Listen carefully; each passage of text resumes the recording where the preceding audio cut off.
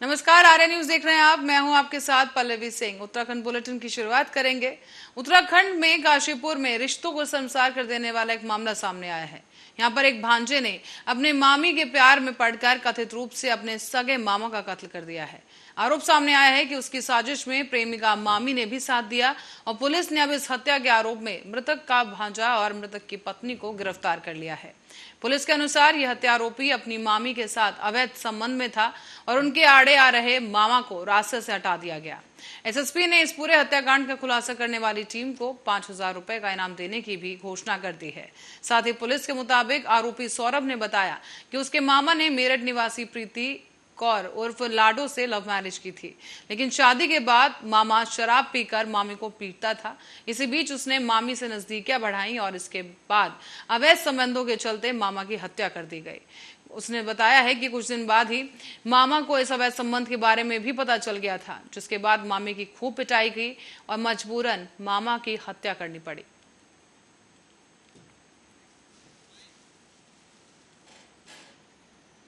और पहाड़ों में कई जगहों पर अगले कुछ दिन भारी हो सकते हैं, क्योंकि आने वाले दिनों में भारी बारिश की चेतावनी जारी कर दी गई है। मौसम विभाग ने ऊंचाई वाले इलाकों में तेज बारिश के साथ साथ तेज हवाओं की चेतावनी भी जारी की है, जिससे प्रशासन भी अब सतर्क मोड में आ गया है। पिछले कुछ दिनों से 15,000 फीट की ऊंचाई वाले क्षेत्रों में बर्फबारी हो रही है और हेमकुंड साहिब में करीब 12 बजे के बाद मौसम खराब हो रहा है। ऐसे में रविवार को भी हेमकुंड साहिब के कपाट खोले गए थे, लेकिन दोपहर के बाद से वहां लगातार हो रही बर्फबारी के बाद लोगों में परेशानियां बढ़ गई। दरअसल बद्रीनाथ की धाम की बात करें तो दोपहर के बाद से ही हो रही बारिश ने ठंड को और भी ज्यादा बढ़ा दिया है। नीलकंठ पर्वत और नर नारायण पर्वत पर हर दिन भारी बर्फबारी हो रही है। साथ ही बद्रीनाथ धाम में अगले कुछ और दिन बारिश और बर्फबारी की संभावना जताई गई। मौसम विभाग के अलर्ट के बाद अब विभाग भी सतर्क मोड में है, क्योंकि चारों धाम की यात्रा इस वक्त चरम पर है और अब तक 2.5 लाख से अधिक यात्री भगवान बद्री विशाल के दर्शन कर चुके हैं। और साथ ही बद्रीनाथ धाम में तीर्थ यात्रियों का जमावड़ा लगातार लगा हुआ है।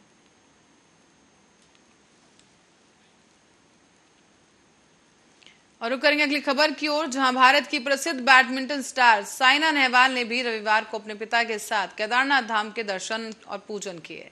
साथ ही उन्होंने अपने पिता के साथ मिलकर खूब श्रद्धा से पूजा अर्चना भी की। और मिली जानकारी के मुताबिक साइना नेहवाल रविवार की सुबह ही केदारनाथ धाम पहुंची थी। इस यात्रा में साइना के पिता हरवीर सिंह नेहवाल भी उनके साथ रहे, जहां साइना और उनके पिता ने यहां आदि गुरु शंकराचार्य की समाधि के भी दर्शन किए हैं।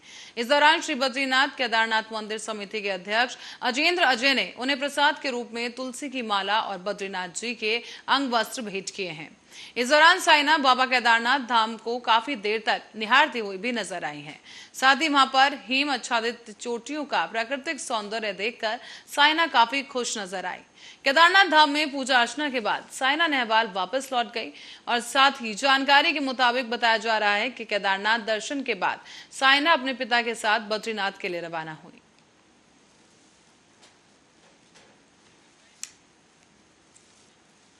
और उत्तराखंड में इस वक्त चुनावी माहौल है, जहां सीएम पुष्कर धामी ने भी चंपावत में होने वाले उपचुनाव के लिए पूरी ताकत झोंक दी है। यहां 31 मई को वोटिंग होनी है और यहां से चुनावी जीत धामी के लिए संवैधानिक तौर से बेहद अहम हो गई है। और इसी को लेकर वोटिंग से पहले बीजेपी ने अपना चुनाव प्रचार तेज कर दिया है। इसी क्रम में कांग्रेसी नेता भी अब चंपावत में सक्रिय हो उठे हैं। उत्तराखंड में सीएम पुष्कर सिंह धामी अभी विधायक नहीं हैं और उनके लिए चंपावत विधानसभा सीट को खाली किया गया। इसके बाद यहां पर बीजेपी चुनाव जीतने के लिए अब पूरी ताकत झोंक रही है। इस दौरान सीएम पुष्कर सिंह धामी ने रविवार को ही मतदाताओं के बीच एक रोड शो किया, जहां बीजेपी ने पूरे चंपावत को 5 सेक्टर में बांटकर इनकी जिम्मेदारी अपने 5 कैबिनेट मंत्रियों को सौंप दी है। मंत्री चंदन रामदास को चुनाव के मद्देनजर प्रभारी मंत्री बनाया गया। इसके अलावा शक्ति केंद्र लेवल पर विधायकों और प्रदेश के पदाधिकारियों को जिम्मेदारी देकर बूथ को मजबूत करने की रणनीति पर काम किया जा रहा है।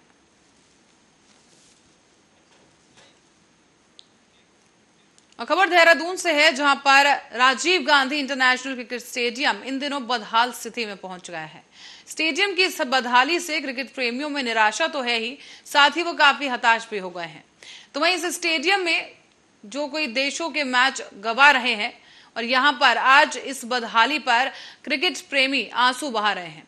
मैदान में घास उगाई है और कुर्सियां टूट चुकी हैं। तो वहीं इस ग्राउंड में जिसे अफगानिस्तान ने अपना होम ग्राउंड बनाया था, यहीं पर आयरलैंड, बांग्लादेश और अफगानिस्तान के बीच अंतर्राष्ट्रीय मैच भी हुए थे। लेकिन अब इन दिनों ये स्टेडियम पूरी तरह से बदहाल स्थिति में है। रखरखाव न होने की वजह से कुर्सियां टूट चुकी हैं और मैदान में बड़ी बड़ी घास भी उगाई है। साथ ही स्टेडियम में अब क्रिकेटर नहीं बल्कि कोविड के पेशेंट्स को रखा गया है। मंत्री रेखा आर्य का कहना है कि कोविड केयर सेंटर बनाया गया है इसे, और अब जिस कंपनी को यह दिया गया था स्टेडियम, उस कंपनी से बातचीत चल रही है।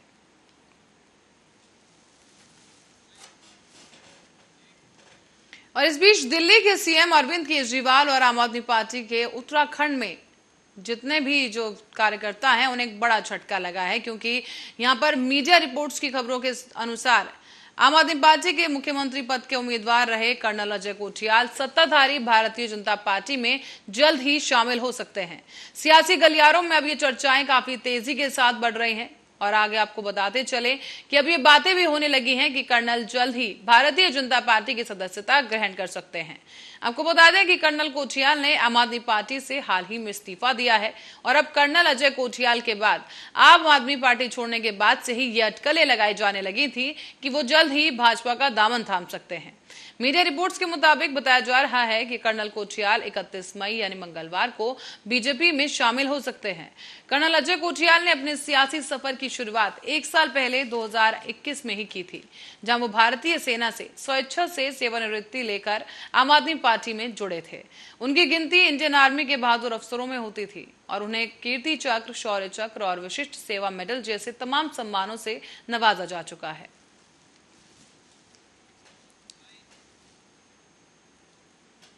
तो वहीं इस बीच देर रात आए तेज आंधी तूफान ने हरिद्वार में जमकर कहर बरपाया है।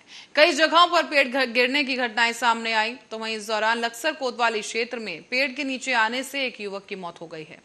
युवक की उम्र 25 साल बताई जा रही है और उसका नाम सुमित है, जो कि लक्सर के बीजोपुरा गांव का निवासी बताया गया।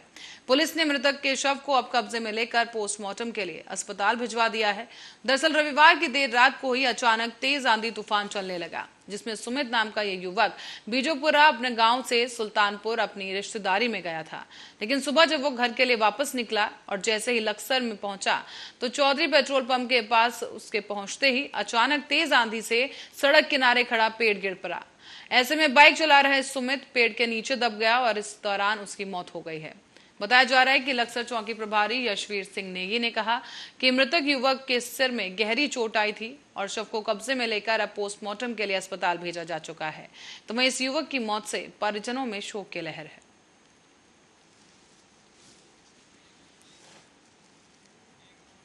पर्यटन की आड़ में मसूरी में देह व्यापार खूब फल फूल रहा है। ऐसा ही एक मामला सामने आया है। देह व्यापार रैकेट का एंटी ह्यूमन ट्रैफिकिंग सेल ने जिसे पकड़ लिया है। यहाँ आपको बता दें कि स्थानीय पुलिस के सहयोग से इस गैंग का पर्दाफाश किया गया, जहां पर देह व्यापार रैकेट भट्टा गांव के निकट एक होटल में चलाया जा रहा था। इस मामले में 3 युवकों और 2 युवतियों को गिरफ्तार किया गया है।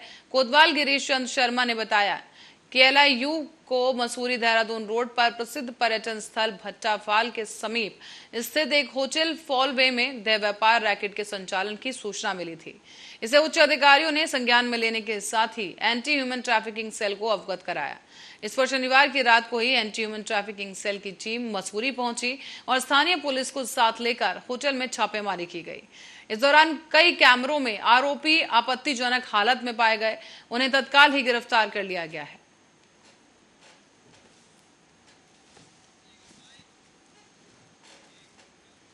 और रुक करेंगे अगली खबर की ओर, जहां पर रिश्वत लेने और आय से अधिक संपत्ति के मामले में दोषी करार पूर्व आयकर आयुक्त श्वेताब सुमन को सुप्रीम कोर्ट से राहत मिलने पर उन्होंने सरेंडर कर दिया है।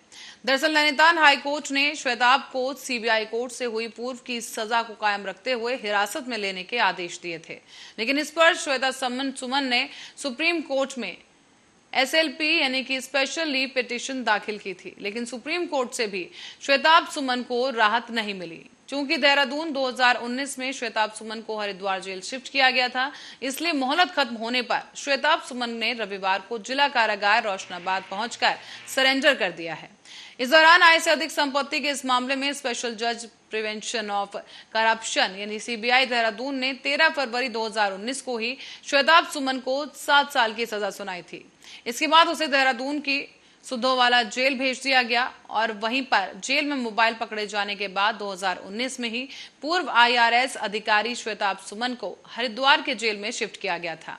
सजा के खिलाफ श्वेताब सुमन ने नैनीताल हाई कोर्ट में भी अपील की और सुप्रीम कोर्ट ने इस अपील का निस्तारण होने तक श्वेताब सुमन को अंतरिम जमानत दी थी।